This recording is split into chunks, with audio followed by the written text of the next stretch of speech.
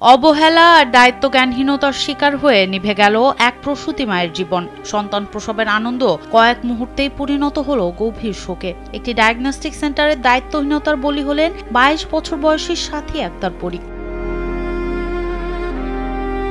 Normal ডেলিভারির আশা নিয়ে গেলেও কর্তৃপক্ষের আশ্বাসে শেষমেশ সিজারের সিদ্ধান্ত নেওয়া হয়। বিকেল 4:30টার দিকে অস্ত্রোপচারের মাধ্যমে পুত্র সন্তানের জন্ম দেন পরী, কিন্তু সিজারের পরপরই শুরু হয় শ্বাসকষ্ট। এই সংকটকালীন সময়ে চিকিৎসক বা নার্স কাউকেই কাছে পাননি রোগীর স্বজনরা, বরং এক চরম অমানবিক পরিস্থিতিতে সবাই দ্রুত ক্লিনিক ছেড়ে গা ঢাকা দেয়।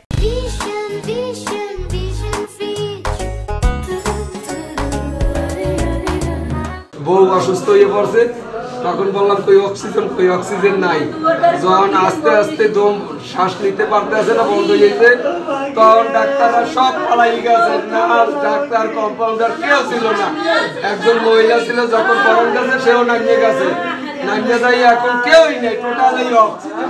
রোগীর শ্বশুর নজরুল আকন জানান, চিকিৎসা করেও যদি রোগী অসুস্থ হতো মনকে সান্ত্বনা দেয়া যেত, কিন্তু চিকিৎসা না করেই এভাবে সবাই পালিয়ে যাওয়া অমার্জনীয়।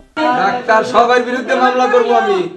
কেন আমার রোগী পালাই দিয়ে গেছে, ওটা অসুস্থ দেখছে, ওটা চিকিৎসা করতে মনেরে বুঝ দিতে পারতাম। যখন ক্রিটিক্যাল দেখছে তখন দেখে বলাই গেছে, কিসের জন্য? কঠিন বিচার চাই, এরকমের যেন আর কি ওর না হয়। স্থানীয় বাসিন্দাদের অভিযোগ, অক্সিজেন ছাড়াই অপারেশন করা হয়েছে। জটিলতা বাড়ার পরও পাশের কোনো ক্লিনিকের সাহায্য নেয়া বা অন্য কোথাও রেফার করার সামান্য চেষ্টাটুকু করেনি কর্তৃপক্ষ।